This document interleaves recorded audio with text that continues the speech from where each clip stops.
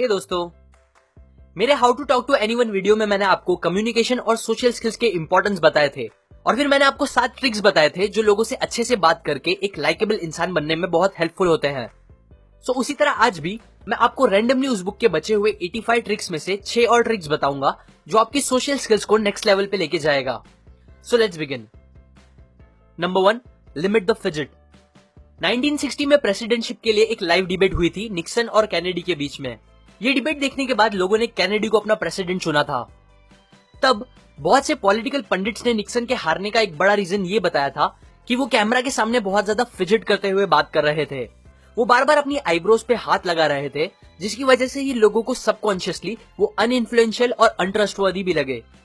क्यों?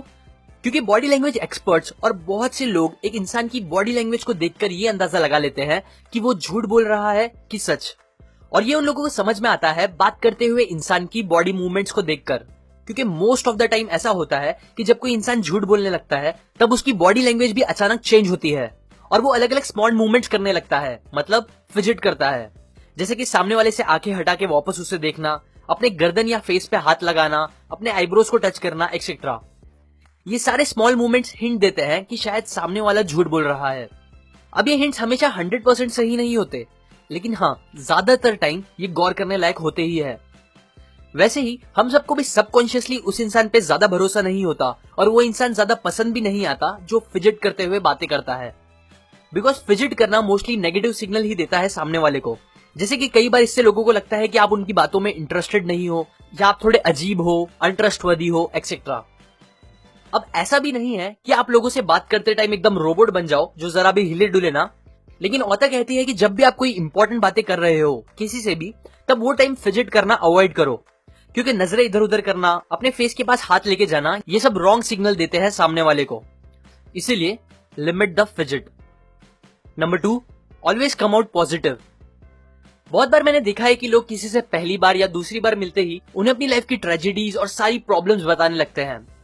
उन्हें लगता है कि ये करके शायद वो सामने वाले से इमोशनल कनेक्शन बना रहे हैं या कुछ तो अच्छा ही कर रहे हैं, जबकि एक्चुअल में वो बहुत गलत कर रहे होते हैं। क्योंकि मोस्टली आपकी नेगेटिव बातें सुन के सामने वाले को भी नेगेटिव और खराबी फील होगा, जिसके बाद वो सबकॉन्शियसली आपको नेगेटिविटी के साथ एसोसिएट कर देंगे और फिर शायद ही उनका आपसे वापस बात करने का दिल भी करे। इसीलिए स्टार्टिंग में कुछ टाइम तक आपको किसी से भी मिलके बस पॉजिटिव बातें ही करनी चाहिए, जैसे कि एक दूसरे के goals, passion, dreams, interest, etcetera की बातें, या कोई भी फन बातें जो सामने वाले को अच्छा फील कराए। और आर्ग्यूमेंट्स या नेगेटिव बातें हमेशा दूर रखनी चाहिए। ये चीज आपको बहुत लाइकेबल और अट्रैक्टिव बना देगी। इससे लोगों को आप एक पॉजिटिव इंसान लगोगे जो लाइफ को एंजॉय करता है, ना कि एक नेगेटिव इंसान जो अपनी प्रॉब्लम्स में ही परेशान रहता है। नेगेटिव बातें जल्दी ना करने का एक और रीजन ये भी है कि अगर आप स्टार्ट में ही बुरी बातें बताओगे तो सामने वाला ये भी सोच सकता है कि आप अभी ही इतनी बुरी बातें बता रहे हो, तो पता नहीं आगे और कितनी बुरी बातें बताओगे जो इससे भी ज्यादा बुरी होगी। इसीलिए किसी भी रिलेशनशिप को पॉजिटिवली बिल्ड करने के लिए स्टार्ट में आप हमेशा पॉजिटिव बातें ही करो। Number 3, a modern day renaissance man. मुझे बुक्स में इंटरेस्ट है, इसका मतलब ये नहीं है कि मैं जिससे भी मिलूं मुझे उससे बुक्स के बारे में ही बातें करनी चाहिए। और दूसरी तरफ क्योंकि मुझे हॉकी में इंटरेस्ट नहीं है, इसका मतलब ये भी नहीं है कि मुझे हॉकी के बारे में कुछ भी नहीं पता होना चाहिए, या अगर मेरा दोस्त मुझे हॉकी के बारे में कुछ इन्फॉर्मेशन दे रहा है तो मुझे वो नहीं सुननी चाहिए। ज्यादातर नॉर्मल इंसान उन चीजों पे जरा भी ध्यान नहीं देता जो उसके इंटरेस्ट की नहीं होती। लेकिन अगर आपको एक सोशली समझदार इंसान बनना है तो आपको थोड़ी बहुत नॉलेज हर फील्ड या हर गेम की होना जरूरी है, क्योंकि क्या पता कल आपको किसी ऐसे इंसान से बात करनी पड़ जाए जिसे हॉकी में बहुत इंटरेस्ट हो, लेकिन क्योंकि आपको हॉकी के बारे में कुछ पता ही नहीं, इसलिए आप उसे अच्छे से बात भी ना कर पाओ और ना ही आपको वो डील मिल पाए जो आपको उसके साथ अच्छे से बात करने पर मिल सकती थी। इसीलिए आप हमेशा हर फील्ड की थोड़ी बहुत नॉलेज रखो, क्योंकि इससे आपको हर टाइप के लोगों से बात करने में आसानी होगी और आप किसी के भी साथ एक अच्छा रिलेशन बना सकोगे। Number 4, be a word detective. Author की फ्रेंड नैन्सी एक नर्स थी जो नर्सिंग होम में बुजुर्ग लोगों का ख्याल रखती थी। वो एक बार ऑथर से मिलने आई अपनी एक प्रॉब्लम लेके। प्रॉब्लम ये थी कि नैन्सी को उन एल्डर्स की केयर करनी थी उनसे अच्छे से बात करके, लेकिन क्योंकि एज डिफरेंस का गैप बहुत ज्यादा था इसीलिए वो उन लोगों से घुल मिल नहीं पा रही थी, स्पेशली एक औरत से जिनका नाम मिसेस ओटिस था। ओटिस थोड़ी खड़ूस टाइप की औरत थी जो कभी किसी से बात नहीं करती थी। नैन्सी ऑथर को बताती है कि अभी कल ही उन्होंने उनसे बात करने की कोशिश करी थी, ये बोल के मौसम तो अच्छा ही नहीं हो रहा, बारिश ने एकदम परेशान करके रख दिया है ना मिसेस ओटिस? तो इस पे उन्होंने मुंह बना के मुझे कहा, बारिश बहुत अच्छी होती है प्लांट्स के लिए।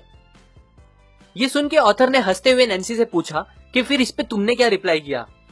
नैन्सी बोली, मैं क्या बोलती, उन्होंने मेरी बात ही कट कर दी, वो ऑब्वियसली मुझसे बात नहीं करना चाहती थी। तब ऑथर ने सजेस्ट किया कि तुम एक काम करो, कल उनसे जाके पूछना क्या उन्हें प्लांट्स पसंद है। नैन्सी ने पहले बहुत मना किया बट फिर वो मान गई।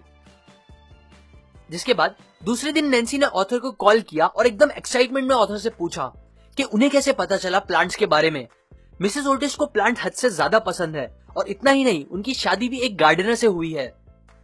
वो अब मुझसे बहुत ज्यादा बात कर रही हैं, इतना कि मुझे समझ नहीं आ रहा कि मैं उन्हें कैसे चुप कराऊं। ऐसे ही वर्ड डिटेक्टिव बनके आपको लोगों के बारे में ज्यादा पता चल सकता है। जैसे कि मिसेस ओटिस के सेंटेंस में प्लांट्स की वर्ड सुन के ऑथर ने गेस किया कि शायद उन्हें प्लांट्स पसंद होंगे। वर्ड डिटेक्टिव बनना मतलब लोगों के सेंटेंस और वर्ड्स पे ध्यान देके ये पता करना कि उनके इंटरेस्ट क्या है, जिसके बाद आप सामने वाले से इजीली बातें आगे भी बढ़ा सकते हो। Number 5, it's communication. हम इंसान बचपन से बहुत सेल्फ सेंटर्ड होते हैं, जो हर चीज को बस अपने से रिलेट करके सोचते हैं।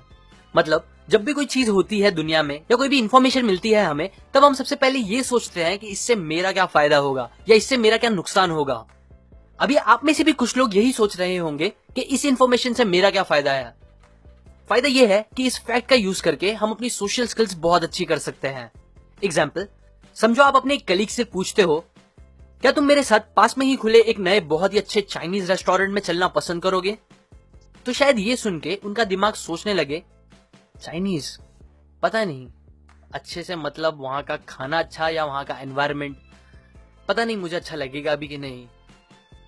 और ऐसे ही सेल्फ रिलेटेड बहुत से क्वेश्चंस आएंगे उनके दिमाग में, और ये सब क्वेश्चंस की वजह से उन्हें हेजिटेशन होगी, जिससे आपको भी अच्छा नहीं लगेगा।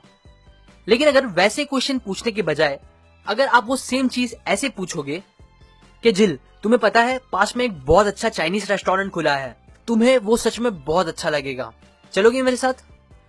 सो इस तरह क्वेश्चन को उनसे ज्यादा रिलेट करने से ज्यादा चांस हो जाएंगे कि वो इंसान आपको हाँ बोलेगा, क्योंकि आपने उनके बहुत से हेजिटेशन अपने क्वेश्चन से ही दूर कर दिए होंगे, ये बोल के कि तुम्हें पसंद आएगा।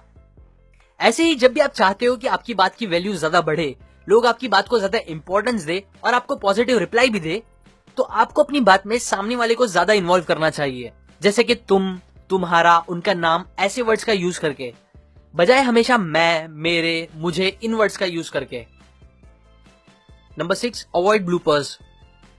जब भी कोई इंसान गलती करता है या कुछ भी गलत हो जाता है उससे, तब ज्यादातर लोग उस पर हंसने लगते हैं, कमेंट्स पास करते हैं, या फिर कुछ लोग जो थोड़े पोलाइट होते हैं वो उन लोगों की गलती को प्यार से सही करने लगते हैं। लेकिन ऐसे टाइम पे जो एक्सपर्ट कम्युनिकेटर्स होते हैं वो इन सबसे बेटर ऑप्शंस लेते हैं, जो है इग्नोर करने का ऑप्शन। एग्जाम्पल, एक बार ऑथर कुछ बड़ी कंपनीज के सीएफओस के साथ एक रेस्टोरेंट में बैठ के डिस्कशन कर रहे थे। तभी वहां का जो वेटर था उनके टेबल से थोड़ी ही दूर सारे डिशेस लेकर गिर गया।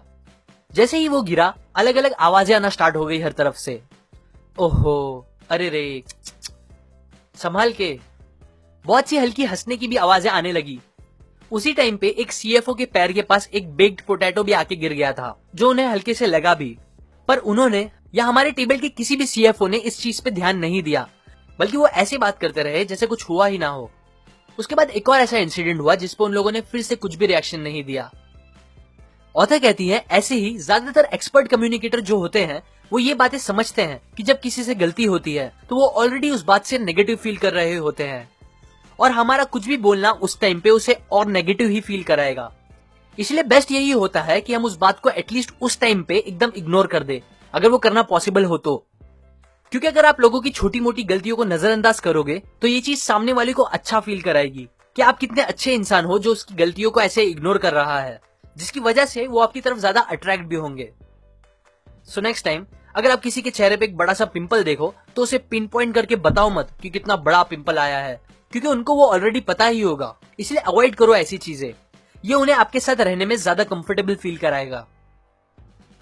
अब इस बुक से हटके एक और इम्पोर्टेंट बात, बहुत से इश्यूज से डील करने के बाद सीकेन ऐप फाइनली लॉन्च हो गया है, जिसे आप नीचे डिस्क्रिप्शन में और कमेंट पे दिए गए लिंक से जाके डाउनलोड कर सकते हो। अभी अगर आप वापस सोच रहे हो कि मेरा क्या फायदा होगा डाउनलोड करके, तो फायदा ये है कि इस ऐप के थ्रू मैं आपको कुछ फ्री ऑडियो बुक्स देते रहूंगा। इस ऐप का यूज करके आप मेरे वीडियोस डायरेक्ट देख सकते हो, फिर उसे इजीली डाउनलोड कर सकते हो और उसे शेयर भी कर सकते हो। आगे और फायदा ये होगा कि इसमें मैं आपको एक टाइम मैनेजमेंट फीचर और फ्री पीडीएफ वर्जन में बुक्स भी देते रहूंगा। अभी थोड़ा काम बाकी है, इसलिए ये 2 फीचर्स में नेक्स्ट अपडेट्स में डाल दूंगा, सो डोंट वरी। जब तक के लिए आप फ्री ऑडियो बुक्स और बाकी फीचर्स का यूज कर सकते हो। अब वापस आते हैं इस वीडियो की बात पे। तो ये बातें मैंने आपको how to talk to anyone इस बुक से बताई है। अगर आपको बाकी सारी ट्रिक्स भी सीखना है तो आप ये बुक डिस्क्रिप्शन में जाके खरीद सकते हो। और अगर आप मेरी वीडियोस को कभी मिस नहीं करना चाहते तो आप सब्सक्राइब करने के बाद बेल पे बने आइकन पे क्लिक करें। उसके बाद एक और इम्पोर्टेंट स्टेप, आप सेंड ऑल नोटिफिकेशन के बॉक्स पे क्लिक करो, तभी आपको सारे नोटिफिकेशंस आएंगे। और एट द एंड लाइक करें अगर आपको ये ट्रिक्स काम की लगी। कमेंट करके बताएं आपको कौन सी ट्रिक सबसे अच्छी लगी। शेयर करें इस वीडियो को ताकि दूसरे भी आपसे अच्छे से बात कर पाए। सब्सक्राइब करें, मैं और ऐसी काम की बातें आपके साथ शेयर करता रहूंगा, यूजुअली हर week. And finally, thanks for watching.